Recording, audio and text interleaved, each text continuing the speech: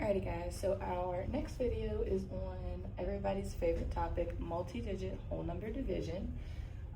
What makes this so tricky is that the division standard algorithm, the way that we solve this growing up, so 612 divided by 13. If I use the standard algorithm to solve this, so the long division that we all know and we're taught, I would say, okay, how many 13s can I pull out of 6? That's none. And then I would have 6 left over. I would drop down the 1, and now I have 61. Let's see, 13 times a 5, that is 65. Okay, so let's try a 4. 13 times 4 is 12, and that gives us 52. Let's see, we have 9 left over. Drop down my 2, and then the number 92, I think there are, let's try 7. Okay, and that works out to be 91, and we would have a remainder of 1 left over. So 47, remainder 1. Now, what we teach them, because this is not a standard that they need to master until 6th grade. So our job in 5th grade and then back in 4th grade is to teach them the concept of division. It's like, why does division work the way that it works? So that when their 6th grade teachers teach them this, like the reason that they're dropping down the 1 makes sense. The reason that they are trying to find copies of 13, it makes sense. So one of the ways that a lot of our kids really like to divide is by using the partial quotients. So I'm going to give you an example of what that looks like so you can help support your kid. So it's set up the exact same way as the long division is. However, the goal is to try to use a 13 and get as close to 612 as we can.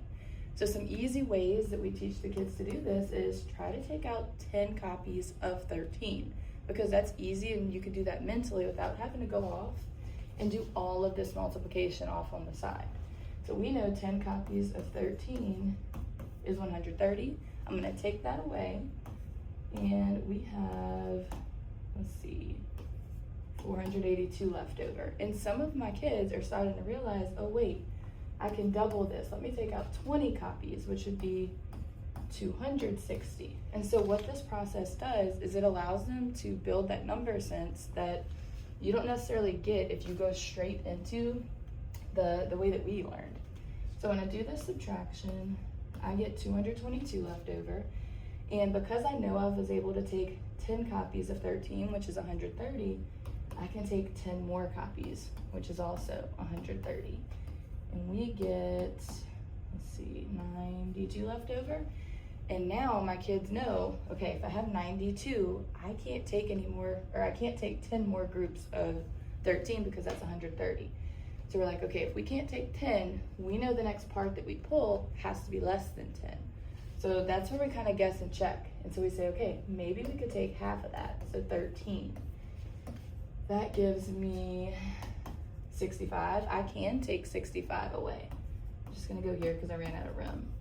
But this becomes 27. And so the goal that I tell the kids is to start working with smaller parts so that it's easier, because the numbers are getting smaller as you take out more parts. So I need to go and record my 5 at the top up here. I'm running out of room. And now I'm working with the number 27. I know that 2 copies of 13 is 26. And so right now I know my remainder is a 1. And to get my quotient, I'm going to take all of these, we call them partial quotients because they're part of our final answer. I'm going to add them all together, and I get 10, 20, 40, 45, 47. So I have 47 remainder 1, which is the same thing we got here. And yes, I know the argument is, look how long that took. But for the kids, this doesn't take very long. It only took longer because I'm trying to explain it. The goal is that they're starting to see and understand all the place value that goes into this, so that when they get to 6th grade next year, like their teacher, like they're not fighting that, well, why am I dropping the 1? Why am I dropping the 2? They understand why they're dropping the 2 at that point. Versus had I just went straight into this, they're memorizing steps and not truly understanding what's happening with the numbers in front of them. So I hope this helps. If you have any questions, let me know.